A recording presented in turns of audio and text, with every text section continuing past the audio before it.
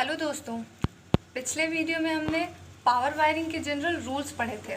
आज के वीडियो में हम पावर वायरिंग के क्वेश्चन सॉल्व करेंगे। तो देखते हैं।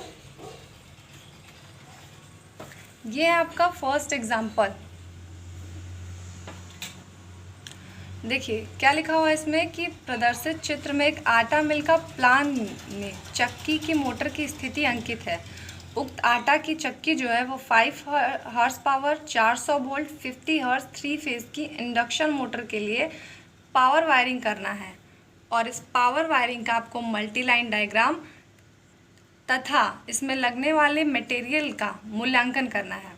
अब देखिए आपको ये प्लान दिया हुआ है क्वेश्चन में, जिसमें कि ये सप्लाई है। आपकी सप्लाई से जो है 3 मीटर की दूरी पे ये आपको मोटर दिखाई गई है और ये मोटर जो है वो दीवार से 1 मीटर की दूरी पे है। तो अब हम सबसे पहले इसको सॉल्व करते हैं। तो इसमें देखिए सॉल्व करने के लिए सबसे पहले हम लोग इसमें सबसे फर्स्ट पॉइंट करेंगे अजम्पशंस। तो अजम्पशंस मैंने पहले लिख लिए हुए हैं। तो देखते हैं अजम्पशन में पहला पॉइंट क्या है कि 5 हॉर्स पावर की इंडक्शन मोटर की जो इफिशियंसी है वो 80% और पावर फैक्टर जो है वो 0.8 है। तो हमने आपको पहले ही रूल्स में बता दिया था कि आपको ये सारणी ज्ञात करनी थी। देखिए इसी में से हमने लिया हुआ है ये सारणी आपकी 2.5 से 5 हॉर्स पावर के बीच जो आपकी इफिशियंसी और पावर फैक्टर है जो हमने 0.8 ली हुई है। तो ये आपको याद करनी है। तो पहला अजम्पशन ये हो गया। उसके बाद सेकेंड नंबर अजम्पशन है कि वायरिंग जो है वो हैवी कंड्यूट के द्वारा की जाएगी।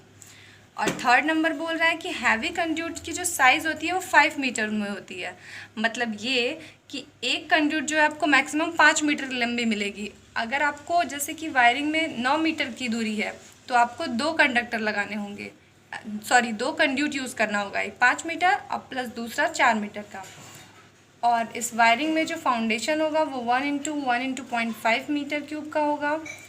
नेक्स्ट पॉइंट आपका है कि वायरिंग में जो एमएसबी मोटर्स एमएसबी और स्टार्टर जो होंगे वो ग्राउंड से 1.5 मीटर की हाइट पे होगी, जो कि अकॉर्डिंग टू रूल है। और रूल के अकॉर्डिंग ही 6 नंबर है आपका कि वायरिंग में हैवी कंड्यूट की जो साइज़ होगी वो मिनिमम 90 mm और वायरिंग कंडक्टर की साइज़ मिनिमम 2.5 mm स्क्वायर होगी। तो सबसे पहले हम लोग अब करंट रेटिंग निकालते हैं इसकी। अब देखिए सबसे पहले हम लोग निकालेंगे करंट वैल्यू। तो देखिए सबसे पहले डीसी की जो करंट पावर वैल्यू होती है वो कितनी होती है, P = VI होती है। अब अगर हम ये एसी के लिए लेते हैं तो ये P = VI cos phi हो जाती है। और अगर 3 फेज की बात करें तो P = √3VI cos phi। अब देखिए ये मशीन है तो मशीन्स की जो होती है अपनी इफ़िशियंसी होती है, तो इस इफ़िशियंसी के अकॉर्डिंग ही पावर होता है। तो मशीनों के लिए जो होता है वो एफिशिएंसी से भी उसकी मल्टीप्लाई हो जाता है। तो पावर का फॉर्मूला आपका क्या बनता है, P = √3VI cos phi × एटा।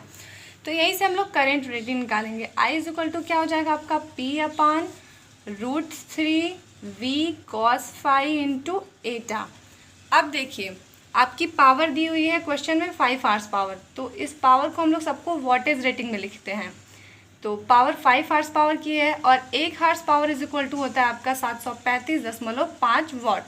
तो ये हो गई आपकी total power divide by √3 × voltage rating आपके क्वेश्चन में है 400 वोल्ट और हमने असम्पशन में cos phi और लिखा है एफिशिएंसी जो है वो 80% और cos phi भी आपकी 0.8 है। तो 80% है तो इसको हम लोग जब पॉइंट में चेंज करेंगे तो 0.8 आएगा। तो इस हिसाब से जो आपकी टोटल रनिंग करंट आएगी इसको सॉल्व करते हैं हम लोग। तो ये आपकी रनिंग करंट कहते हैं इसको मोटर की। तो ये जो आपकी रनिंग करंट है वो है आपकी 8.29 एम्पियर। अब देखिए ये आपकी आ गई रनिंग करंट 8.29 एम्पियर। लेकिन जो हम लोग मोटर के लिए जो वायरिंग करेंगे तो जो कंडक्टर साइज लेंगे वो हम स्टार्टिंग करंट पे लेते हैं। तो जो स्टार्टिंग करंट होती है मोटर की वो रनिंग करंट का 1.5 गुना होती है। तो 1.5 × रनिंग करंट। ओके, तो ये कितनी हो जाएगी आपकी 1.5 × रनिंग करंट है आपकी 8.29 = आपका हो जाएगा 12.45 एम्पियर।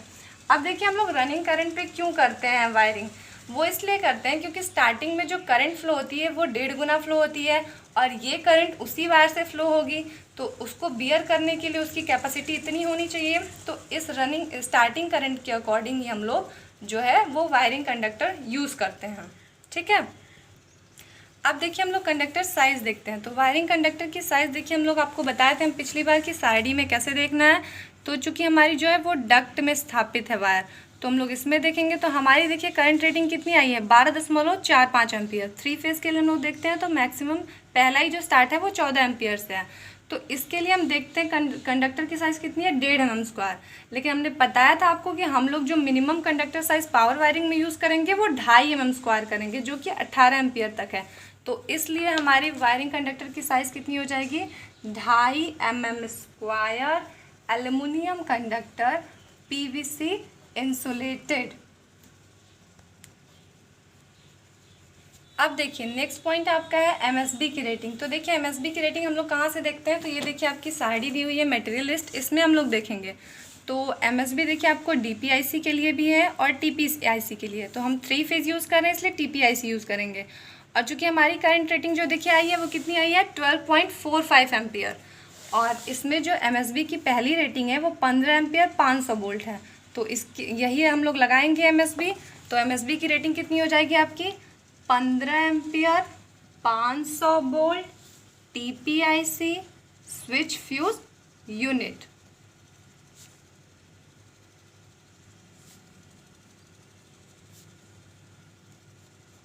ओके,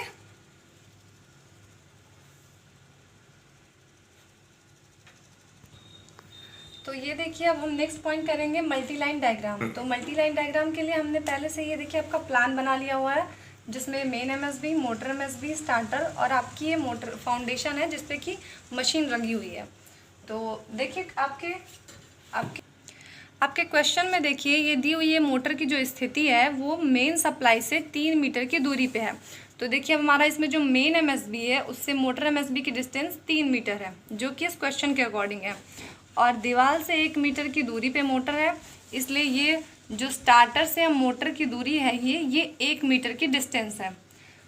और देखिए उसके बाद अब ये जो स्टार्टर है आपका और जो ये आपका स्टार्टर है वो मोटर MSB से देखिए 0.3 मीटर की दूरी पे है। ये दूरी आपकी हमेशा सेम रहती है हर क्वेश्चन में। तो अब देखिए हम लोग मल्टी लाइन डायग्राम बनाते हैं। तो हमारी 3 फेज़ की सप्लाई है, जो मेन MSB से 3 फेज़ की सप्लाई है वो निकलेगी और मोटर MSB में जाएगी। अब मल्टी लाइन डायग्राम है इसलिए 3 फेज़ की सप्लाई है, तो हम 3 वायर दिखाएंगे। मल्टी लाइन डायग्राम में जितने वायर जाते हैं हम टोटल वायर दिखाते हैं। तो ये आपके 3 वायर हो गया। अब यही तीनों वायर जो होंगे वो आपके मोटर MSB से निकलेंगे और स्टार्टर में जाएंगे। ये तीनों सप्लाई जो होगी मोटर MSB से फिर आपके स्टार्टर में जाएगी। अब देखिए ये स्टार्टर जो है 5 हार्स पावर के लिए हम लोग स्टार डेल्टा स्टार्टर यूज़ करते हैं। कौन सा, स्टार डेल्टा स्टार्टर। तो जो देखिए स्टार डेल्टा होता है उसमें 6 टर्मिनल होते हैं, जो कि एक बार मोटर को स्टार में और फिर डेल्टा में कन्वर्ट करते हैं। और जो मशीन है आपकी उसकी 3 फेज़ की वाइंडिंग है, तो हर वाइंडिंग में 2 कंडक्टर निकलते हैं, तो टोटल 6 कंडक्टर इसमें भी होते हैं। तो हम लोग यहाँ से जो स्टार डेल्टा स्टार्टर से जो मोटर तक की वायरिंग आएगी वो आपकी 6 वायर आएगी। अब ये देखिए ये तो 1.5 मीटर नीचे आएगी ग्राउंड तक, और हमारी जो सप्लाई वायरिंग है वो 20 सेंटीमीटर जो है वो ट्रंच से हो करके जाएगी। तो ये 20 सेंटीमीटर ट्रंच से हो करके जाएगी सप्लाई आपकी। उसके बाद 1 मीटर ये दीवार से दूरी है इसकी, तो ये 1 मीटर की डिस्टेंस पे जाएगी। और उसके बाद फिर यहाँ से जो है ये ऊपर निकलेगी और 1.2 मीटर जो है ये फ्लैक्सिबल कंड्यूट से इसकी वायरिंग होगी। तो इसी तरह हम 6 का कर लेते हैं। अब देखिए ये आपका total multi line diagram complete है। एक बार मैं फिर से आपको बता देती हूँ, मेन MSB जो है वो मोटर MSB से 3 मीटर की दूरी पर है और ये रिजिड कंड्यूट के द्वारा ये वायरिंग हुई है। मोटर MSB से स्टार्टर की दूरी जो है वो 0.3 मीटर है और ये वायरिंग जो है आपकी फ्लेक्सिबल कंड्यूट से हुई है। 3 फेज़ की सप्लाई है इसलिए 3 वायर हम लोग दिखाए हैं क्योंकि मल्टी लाइन डायग्राम है। स्टार्टर से जो है स्टार डेल्टा स्टार्टर से 6 वायर निकलते हैं, 6। तो ये 6 वायर जो है आपके मोटर टर्मिनल में आके जुड़ेंगे। तो ये 1.5 मीटर की हाइट पर है स्टार्टर ग्राउंड से, ये तीनों ही 1.5 मीटर की हाइट पे हैं।